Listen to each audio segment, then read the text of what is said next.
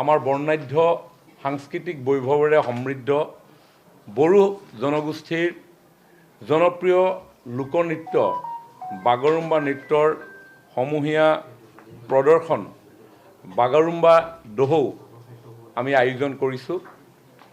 ভাৰতৰ মাননীয় যশস্বী প্ৰধানমন্ত্ৰী নৰেন্দ্ৰ মোদী ডাঙৰীয়াৰ উপস্থিতিত অহা 17 জানুৱাৰী তাৰিখে অৰ্থাৎ শিল্পী দিৱসৰ দিনা প্ৰায়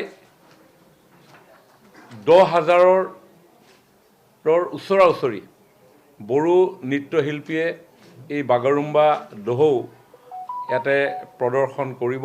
8 তাৰিখৰ পৰা 10 তাৰিখলৈ অসমৰ 81টা বিধানসভা সমষ্টিত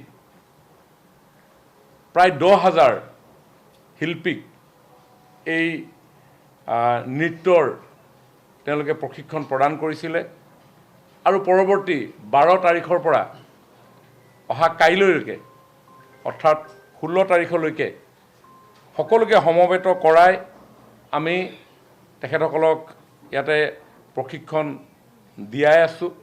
তেখেতসকলৰ প্ৰতি সন্মান জনাই মাননীয় মুখ্যমন্ত্ৰী ডাঙৰীয়াই সকলোৰে প্ৰতি এটা আহ্বান জনাইছে যে যিসকলে প্ৰৱেশ পত্ৰ সংগ্ৰহ কৰিব নোৱাৰিলে বা নোৱাৰিব তেওঁলোকৰ কাৰণে অহা কালিলৈ 5:30 বজাৰ পৰা আমি অন্তিম যি আখৰা সেই আখৰাত তেখেতসকলে উপভোগ কৰিব পৰাকৈ আমি সেই সুবিধা আমি প্ৰদান কৰিম।